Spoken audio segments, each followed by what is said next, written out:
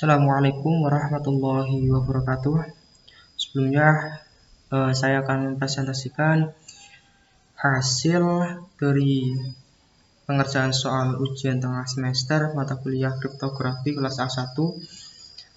Nama Sahrul Adi Manutullah, NIM 18.01.530102. Langsung saja masuk ke soal dan pembahasan.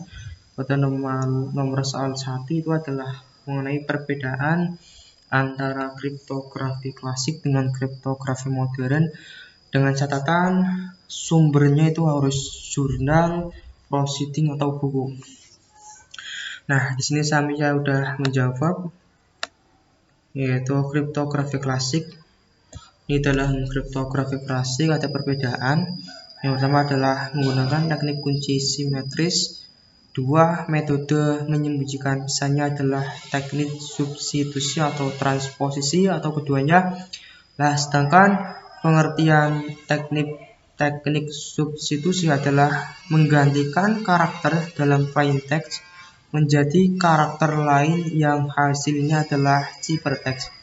Sedangkan transposisi adalah teknik mengubah plain text menjadi ciphertext dengan cara permutasi karakter. Nah, kombinasi keduanya secara kompleks adalah yang melatar belakangi terbentuknya berbagai macam algoritma kriptografi modern. Contoh algoritma kriptografi klasik antara lain ada Caesar-Cipher, Vigener-Cipher, dan lain-lain. Nah, selanjutnya untuk kriptografi modern ini ada perbedaan. Algoritma ini menggunakan pengolahan simbol biner karena berjalan mengikuti operasi komputer digital, sehingga membutuhkan dasar berupa pengetahuan terhadap matematika untuk menguasainya. Jadi kalau dalam kriptografi modern itu harus menguasai matematika. Contoh kriptografi modern yaitu MT5, RC4, AES, dan lain-lain. Untuk referensi saya ambil jurnal yaitu oleh Muhammad Irfan Dwi Ramdhani, Teknik Informatika. Ini sebidang dengan saya, yaitu dalam bidang teknik informatika tentunya ada mata pelajaran kriptografi.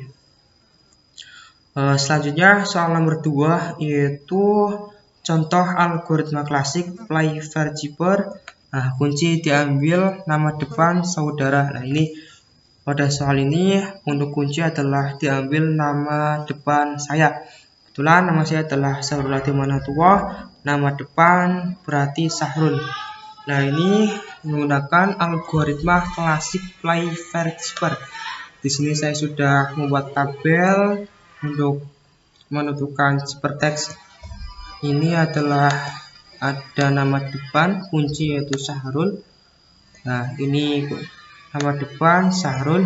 Nah, di sini itu menambahkan abjad, kecuali huruf C itu tidak dimasukkan dalam algoritma Playfair-Cipher. Nah, misal di sini sudah ada Sahrul, nanti selanjutnya itu tidak boleh ada huruf yang sama, juga termasuk huruf C. Nah, hasilnya ini B, C, D, E, F, G, I, K, L, N, O, P, Q, T, V, W, I, G, Z. Nah, inilah perhitungan dari abjad. Nah, lalu digabungkan menjadi seperti ini. Saya blok biar jelas ini Sahrul, B, C, D, E, dan seterusnya. Ini sudah membuat tabel menggunakan 5 kali 5. Nah, ini baris 5 kolom 5. Ini ada Sahrul urut. Nah, semisal ini udah 4, lanjut di bawah sampai Z. Selanjutnya di langkah kedua itu menambahkan kolom dan baris, yaitu Sahrul ini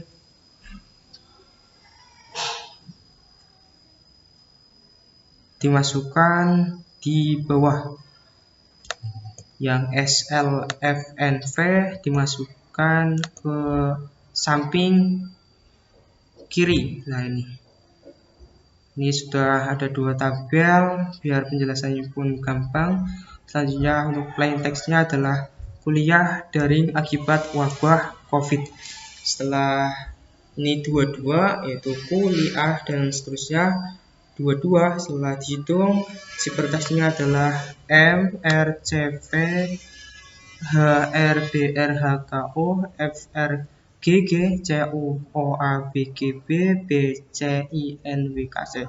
Ini adalah ciphertext dari perhitungan algoritma Pfeiffer. Selanjutnya soal nomor 3 yaitu gambar yang sebelumnya pada soal menjelaskan definisi tentang Secure Network Protocol, confidentiality, terus ada data integrity, terus authentication, non-repudiation, terus ada lagi encryption, metric key cryptograph, terus symmetric key, ada lagi symmetric key cryptography block cipher. Nah, ini ada beberapa poin yang sebelumnya sudah dimasukkan ke soal. Ini saya menjabarkan. Yang pertama adalah Secure Network Protocol. Ini adalah singkatan dari IP Security, sebuah protokol yang digunakan untuk mengamankan transmisi datagram dalam sebuah internetwork berbasis TCP atau IP.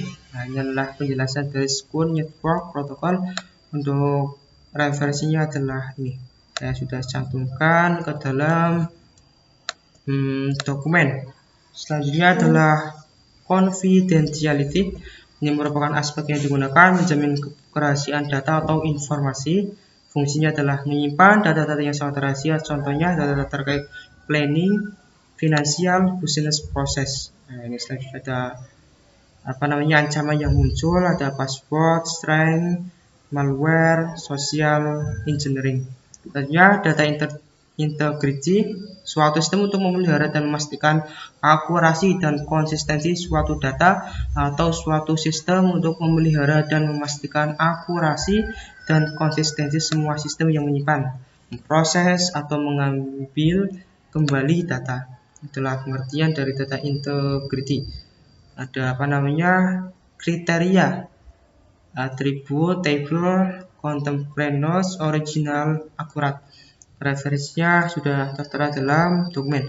Selanjutnya authentication, proses di mana seorang user melalui berbagai macam akses fisik berupa komponen, melalui jaringan atau melalui remote access, dan akan mendapatkan hak akses pada suatu entity, dalam hal ini jaringan suatu corporate. Selanjutnya ada non-repudiation. Nah, itu pengiriman atau penerima tidak dapat mengingkari bahwa keduanya telah mengirimkan atau menerima informasi. Selanjutnya ada encryption, proses mengamankan suatu informasi dengan membuat informasi tersebut tidak dapat dibaca tanpa bantuan pengetahuan khusus. Selanjutnya metric key cryptograph. Nah, ini adalah algoritma kriptografi yang didasarkan pada kunci bersama yang digunakan untuk mengenkripsi atau mendekripsi teks atau teks sandi. Selanjutnya symmetric key cryptography cipher. Nah, ini algoritma yang menggunakan kunci yang sama untuk proses enkripsi dan proses deskripsi. Yang terakhir adalah symmetric key cryptography block cipher yang mengambil jumlah bit dengan panjang tetap disebut sebagai blok dan mengekspresi semuanya sekaligus. Soal yang nomor 4 adalah dengan metode CBC, Cipher Block Chaining. Ini adalah hasil dari perhitungan. Untuk plain text diketahui kumpulan karakter sebagai berikut. Plain textnya adalah aku benci COVID-19. Kuncinya adalah A. Nah, inilah hasilnya. Saya masukkan ke dalam table. Nah, ini. Mungkin sedikit penjelasan mengenai pengerjaan soal ujian tengah semester. Assalamualaikum warahmatullahi wabarakatuh.